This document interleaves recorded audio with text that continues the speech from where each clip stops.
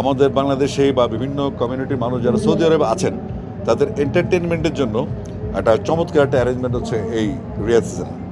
আমি ধন্যবাদ জানাই 2030 ভিশন নিয়ে মিনিস্ট্রি অফ মিডিয়া যে অর্গানাইজ করেছে এত বড় একটা কনসার্টের, এবং এটা বেশ কিছু বছর যাবত হচ্ছে।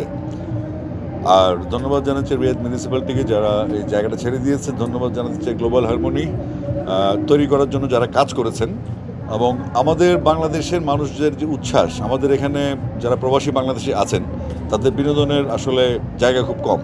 তো সেক্ষেত্রে আমরা তাদেরকে প্রশংসা দিতেই পারি, এটা অ্যাপ্রিসিয়েট করতেই পারি যে আমাদের বাংলাদেশে বা বিভিন্ন কমিউনিটির মানুষ যারা সৌদি আরবে আছেন তাদের এন্টারটেনমেন্টের জন্য একটা চমৎকার একটা অ্যারেঞ্জমেন্ট হচ্ছে এই রিয়াদ।